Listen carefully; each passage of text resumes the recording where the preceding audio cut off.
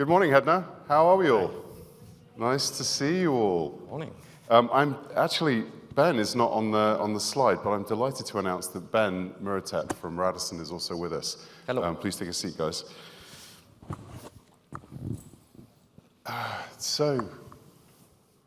a lot of you will know, India's population is projected to overtake China's very shortly and is an absolutely exploding market. And is we had a fascinating pre-conference session yesterday where I learned a ton about what is going on in that market, but also the Outbound, which should both be interesting for all of us. And I'm delighted to introduce our panel, or hopefully they'll introduce themselves very shortly, who can help us to make a bit more sense of that, to have a look at some of the bits and pieces that will help you as hoteliers or you as providers to hotels to understand that market a bit better, and to give some context as to the potential huge growth that we've got there. So, panel, would you like to introduce yourselves? We'll start with you, Ankit, if that's okay. Yeah, hi everyone. Pleasure to be here. This is my first time with Hedna. So I'm responsible for building high quality consumer experience for Indian audience for travel. I've been with Make My Trip for about 4 years. My complete background is about building marketplaces for different categories, started with services, then product marketplace, payments, and now travel. Pleasure to be here. Yeah. Akwin. Hi, my name is Akwin. I'm based out of the Zurich office for Hyatt Hotels, which is the regional headquarters for our company. I oversee brands and field marketing for Europe, Middle East, and Africa. What that means is I support with opening our hotels on brand, ensuring that the brand experience that the guest receives on property is differentiated from the other brands in our portfolio. We're growing with about 27 brands right now, so there's a lot of work around brand differentiation and brand consistency on property, and that's what I oversee. Good morning. Good morning, everyone. My name is Benjamin. I'm working for the Radisson Hotel Group since roughly 13 years now, and my scope is about distribution and connectivity solution. I also oversee technology for the group for the rest of the world, and I'm very pleased to be here today with this wonderful panel. Good morning. Good morning. Thanks, guys. So I think for me, attending a lot of conferences, this is the first time that, firstly, I've met someone from Make My Trip, but also Ankit's made the trip from India to be here today. Whereas the other two have come from Europe, it's a little bit further for Ankit and a bit more difficult with visa and everything else. So firstly, I'd like to thank Ankit for making the trip and joining the panel, because I think it's brilliant to have someone from Make My Trip, as well as from Hyatt and also Radisson. But I think it really is great to have your insights. So I think today we're going to split the panel into a few bits and pieces, and we've asked Ankit to give some context from the Make My Trip view of the Indian market, the outbound market, and the different bits and pieces that are really making the business work and how it's affecting things. So we'll start with that, and then we'll see how we go. So Ankit, I will leave the stage for you, and enlighten us. Yeah. Thanks, James. So I'll just start with some bit of macro about India, and then how the domestic travel, and then slowly and gradually move on to outbound as well. So from macro point of view, India is still among the top 3 growing economies, still growing. The next forecast is about 6 to 7% in the next 2 years. Just at times ahead of China, at times it's behind China.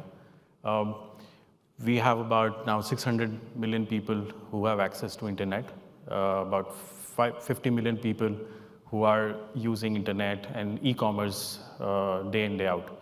And that's actually is the big cohort for us, about 50 to 60 million people, where travel becomes an essential service which they use. Mostly concentrated in top 10 to 15 cities, but now I think with growing economy and growing middle class, expanding to another 60 to 70 cities, where we are seeing good extensive travel. Now, from recovery point of view, I think we have recovered on domestic airlines, domestic air travel, and hotels, probably I would say about 90-95%, but if I discount the ultra budget segment of about $25-30 per night, then we have actually grown by 10 to 15% for overall hotels industry. Good part is that in the last 12 months, most of the chains in Indian ecosystem have seen their best performance as far as the bottom line is concerned. Obviously driven by high ADRs and high revenue per consumer, but I think the occupancy is also aiding that growth as well. And for airlines, there has been a bit of consolidation in the domestic travel, but if I leave that part as well, we have seen about their best performance as far as the bottom line is concerned as well. So very, very strong fundamentals if you look at the domestic part of the Indian travel. If I just talk about the size, about 400,000 flown passengers every day. That's the air travel. Size of about 1.3 million rooms which are available for sale every day with occupancy of about 60-65%. The growing segment is alternate accommodation. This is what I was telling to other panel members yesterday as well, that now out of this 1.3 million rooms which are available every day, close to 120,000 are coming from this category, which includes your homestays, villas, apartments, apart hotels, that kind of a segment. The digital penetration is huge. We have about now 70% of our air tickets being sold online, only 30%. And that also would mean that a lot of it is direct contracting with airlines and all that. So it's a pretty healthy growth. 20% of the hotels are now pretty much booked online, and depending on the chains and the independent hotels penetration rate, this number varies. So and this is one of the fastest growing segment as far as internet penetration is concerned. Coming to the chains, I'll talk about chains because this is where we are seeing tremendous growth, about 1,700 properties if I combine the global chains and some of the big Indian retail chains, and they expect to add about 400, 500 properties in the next probably 12 to 18 months. So that would mean we have about 150 airports as of today. This number should go up to maybe 250, 270 airports in the next 3 to 5 years to come. So from infrastructure point of view, I think we are just looking at very, very healthy expansion.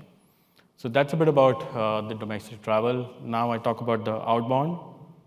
About 100,000 flown passengers every day traveling out of India.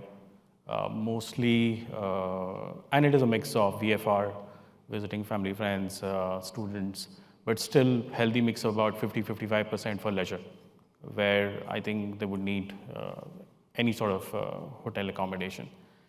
Depending on the country, this varies, like when they are coming to Europe, about 25-30% is still going to alternate accommodation. I think that's an area where we, as Make My Trip, closely look at. But if you look at Southeast Asia, this number may be lesser than 10%. So it totally depends on the geography, the group that you're traveling with. That matters a lot. Yeah, and the top 3 destinations are still Southeast Asia, followed by Dubai, and third is Europe.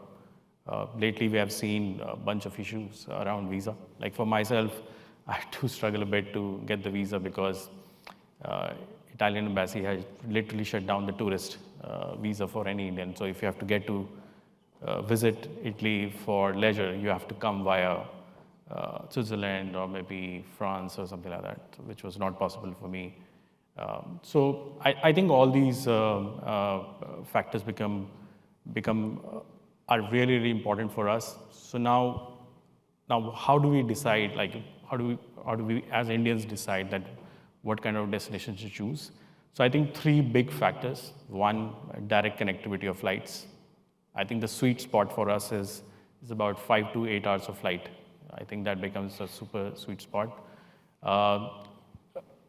The ease with the availability and the ease of visa, and now the cost.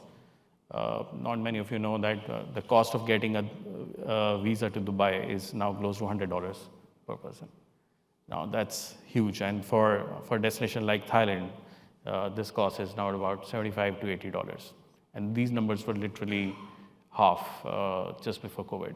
So all of these factors become of higher consideration. Length of stay somewhere in the range of 5 to 7 days, but most of the people who visit Europe, they end up spending about 12 days at an average, with 3 or 4 destinations. And you will see that in most of the Indian itineraries, you will see more cities rather than Indians traveling to 1 or 2 cities and spending more and more time. Right? So that's why this flight connectivity, availability of visas, the cost of the visas become really, really important. And we were discussing yesterday that Indians being very, very price conscious. I think that's a wrong notion. I think Indians are now being very, very value conscious. If they see a value, they are much more willing to spend.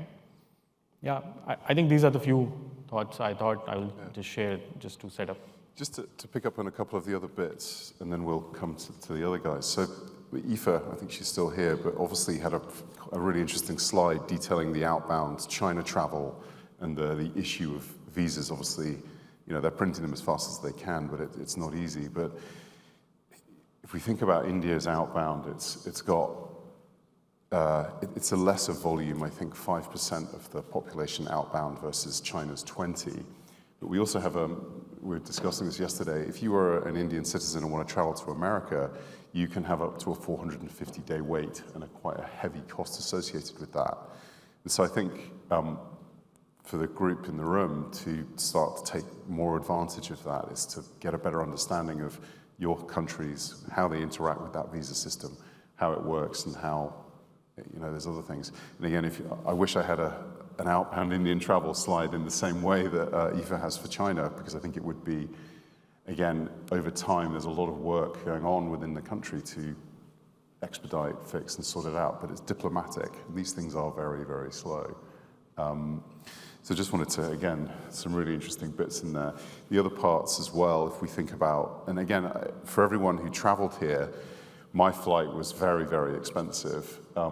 That's not changed for anywhere else. It's the same if you're traveling from India to anywhere else, or if you're traveling within the US. The cost of flights has come up. So I think one of the points we discussed a little bit was that there is this huge pent-up demand with Indian outbound travel that's being slightly dampened by, firstly, the point of the Indian traveler being very cost-conscious, but also the very high increase of flights. Akwin, I wanted to come on to you because we had a couple of other bits that we learned yesterday in our panel. And I wanted to ask the audience the question because it completely blew my mind.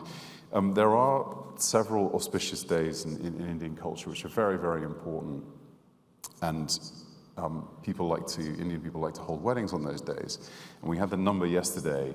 Can anyone tell me how many weddings that happened in Delhi on one of these auspicious days? Anyone have I'll pick on someone.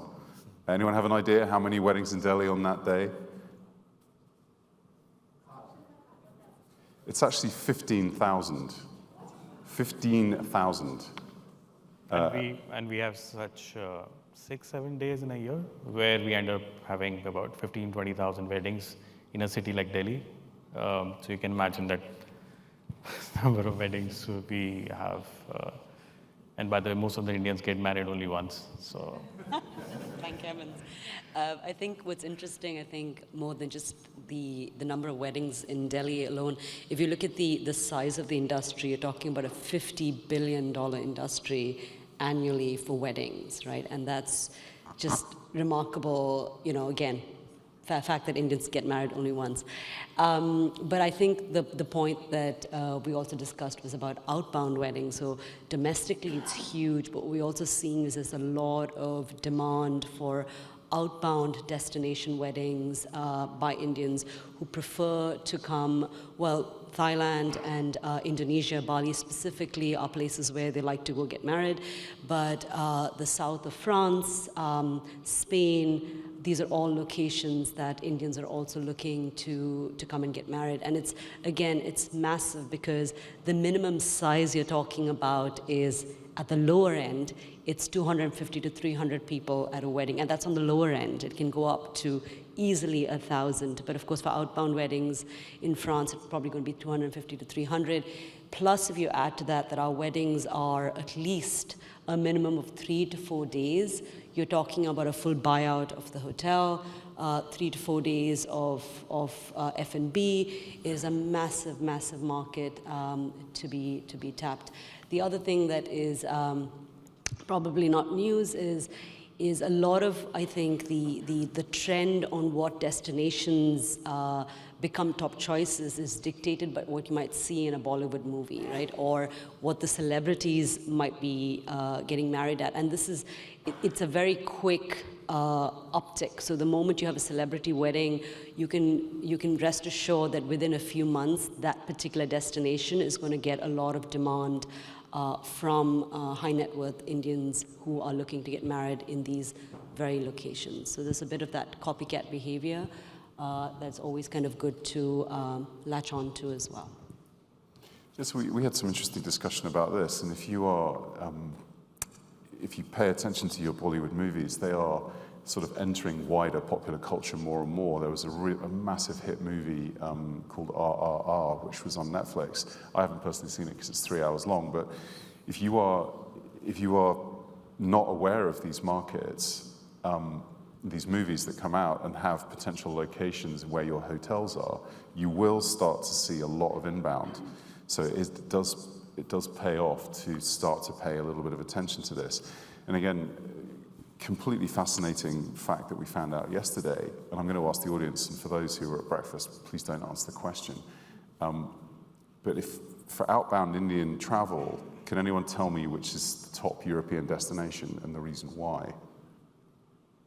Kat, I can see you in the front. Any ideas? No. Not far, not far. Barcelona, not far. So the actual answer, well, I'll let Ankit answer the question because, and the reason why, because I mean, I was completely shocked, but please. Yeah, I mean, one of the recent movies, I mean, it one where a group of individuals had their bachelor's trip to Europe, starting with Madrid and some of the nearby destinations, and Spain suddenly became the talking point. Then one of the other movies we had a group of family, like movie was completely shot on cruise. So for the next 2-3 years, this happened just before COVID. So that movie dictated that how people should enjoy cruise.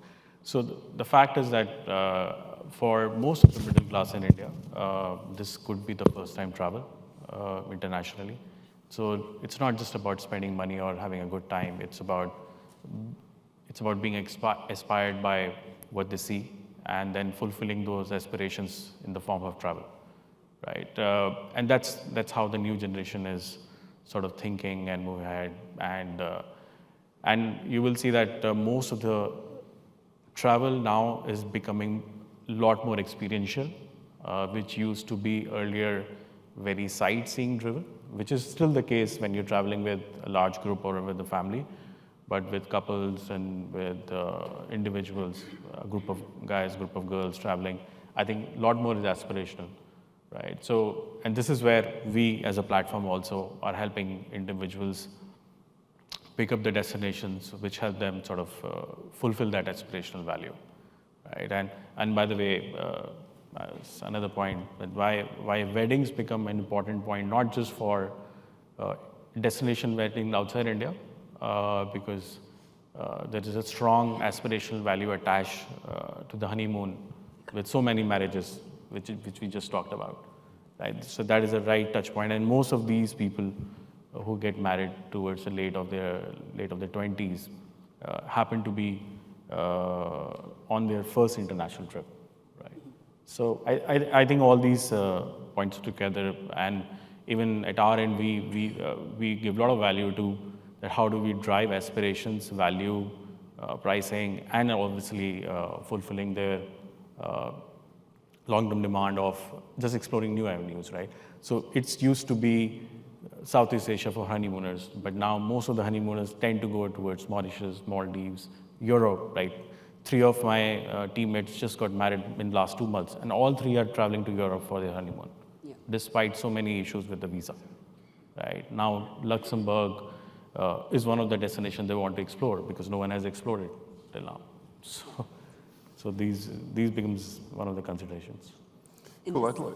Sorry, go on. Just kind of, tapping into what Ankit was saying, I always kind of joke and say to my team members that being profiled, a destination being profiled in an Indian movie is the best destination campaign we could ask for, right? Like instantly, it's like free advertising for the hotels and the tourism industry in that particular country or city. And the other thing I just want to point out is Indians typically will not go and travel to a resort to sit on a beach chair because we don't want to get tanned further.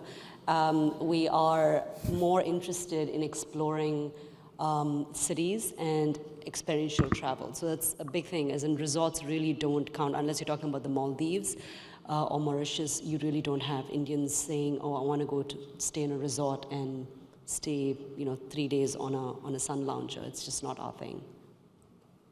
True. Yeah, I think I can add a little bit on this because we have obviously a very high presence in India, so we have very high presence in India, and indeed it's all about inspirational. So we focus a lot on social media activities to really try to inspire actually this young generation of travelers.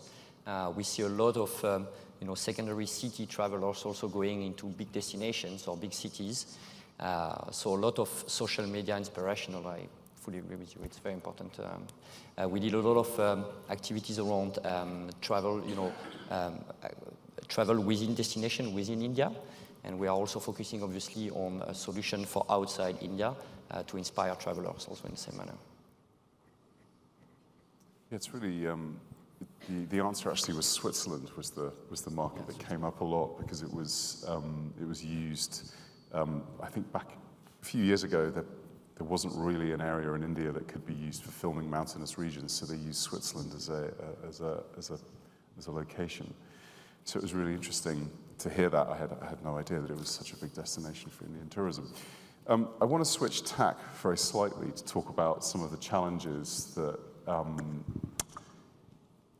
firstly, that you all in here with systems and payments face, but also the differences in distribution and the model that works, how it works in that territory, and how it might look to those travelers traveling outside. So I don't know, Ben, do you want to kick us off on that?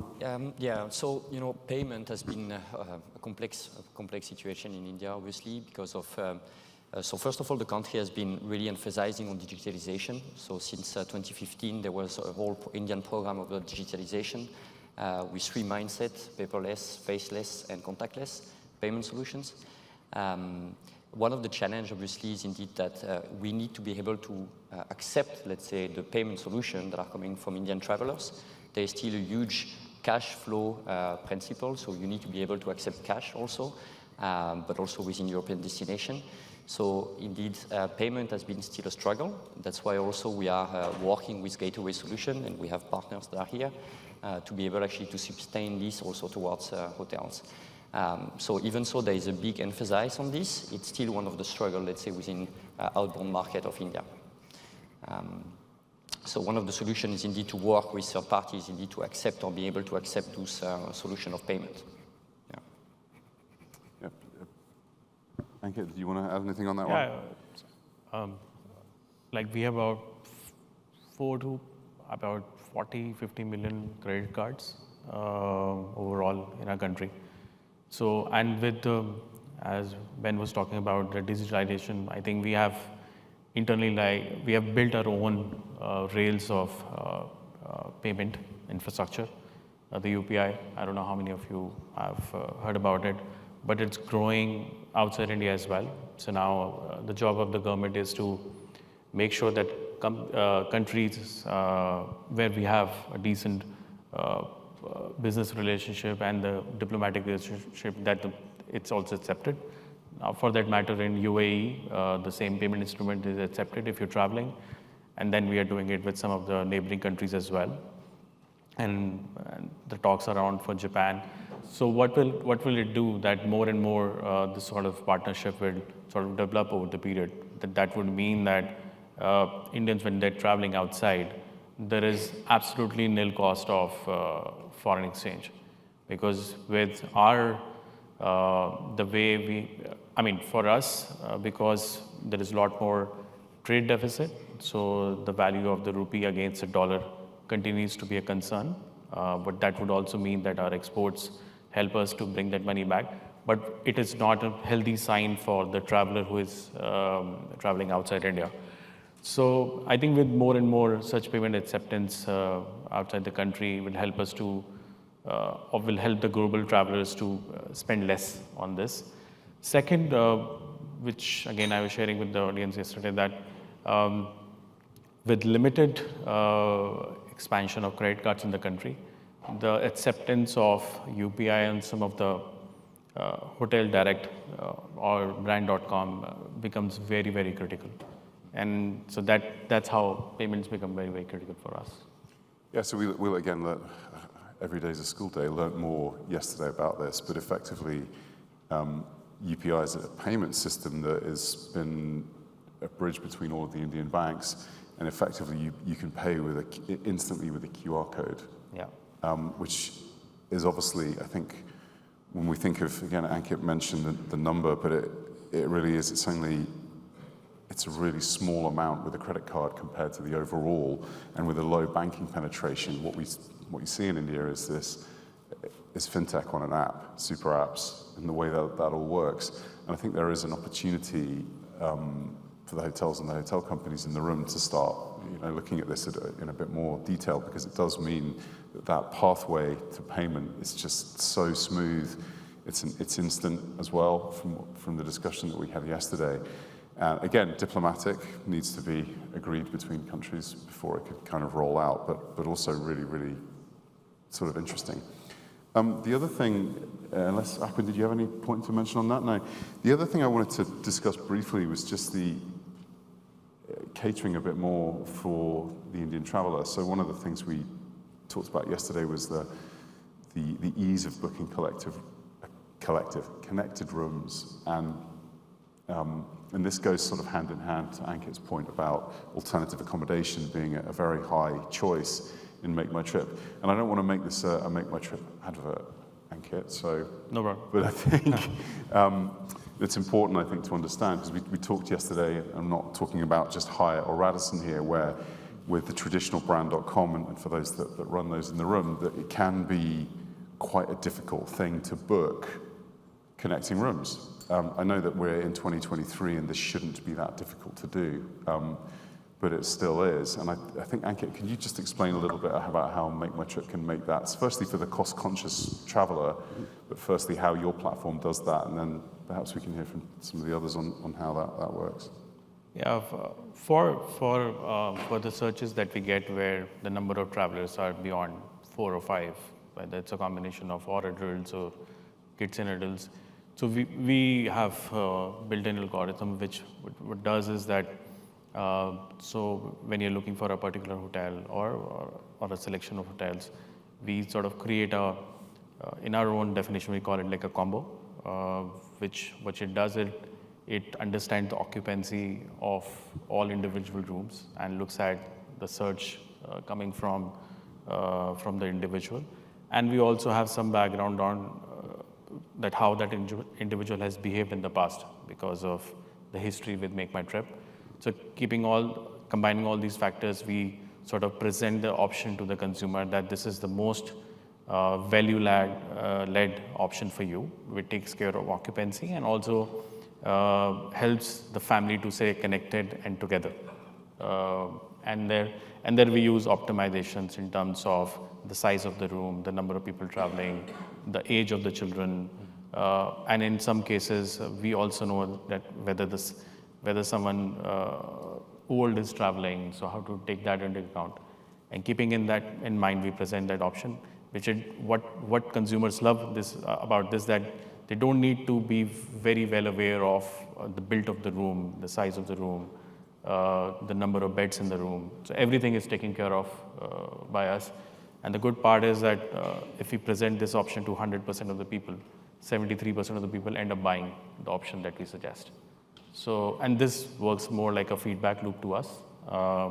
So in a way, we are helping consumers not only save money, but also stay connected. Yeah, so we had I don't know, Ben, did you want to pick up on this? Yeah, we see very similar trends indeed, and from a web standpoint, we have been trying to adapt actually to solution to be able to fit those kind of families travels. So we have created like some kind of family non-connected room travel in order to be able to accommodate indeed those families. Just to go back a little bit to the earlier point also, I think indeed from a digitalization standpoint, it's very important that linked to wedding a little bit also, we see a huge increase of conversion from a website when we have like floor map digitalization as an example, or choose your room capabilities to be able to personalize the stay of a customer. So that's really things that we try to emphasize on our website and develop actually to be able to fulfill those type of customers.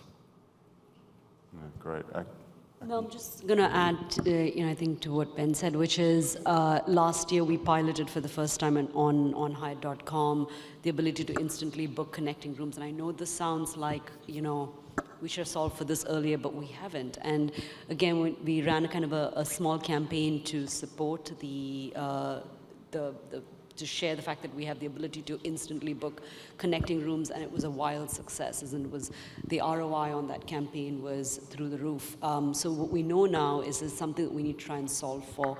And this is not even coming close to personalization as yet, but I would say this is where I think, Make My Trip and OTAs really are ahead of the game when it comes to being able to do things like, show instant bookings for connecting rooms. It's a huge area of opportunity for us. Yeah, so just to pick up for you, I think, again, if you think of the journey and experience through an OTA, we won't mention any, obviously, but compared to what Ankit described in terms of bundling up some rooms that are connected so that you get the cheapest deal for the number of people that you've got, if you are putting into one of the OTAs, sort of 4 or 5 people, you very often get a sweet price back, which if we listen very carefully to what was said, if you're looking at a very cost-conscious customer, they're going to see a sweet price, and immediately you're going to lose that customer. So I think it's a really, really important point. We're getting close to the end of time, and I'm sure, just like me, most of you are going to need some coffee. So we've got about 2 minutes left. I don't know, guys, if there was any other points that you wanted to make before we take some questions? Yeah, probably the last point, you're talking about India versus China comparison. So we have about now 100 million passports, which is pretty much 7.5% of our population. And this number, by the way, has grown exponentially during the COVID. So maybe people had more time to apply for passport, I don't know. But the good part is that this is really going to help us for more people to travel outside India, because in India there is no need of getting a passport unless you have any intention of traveling outside.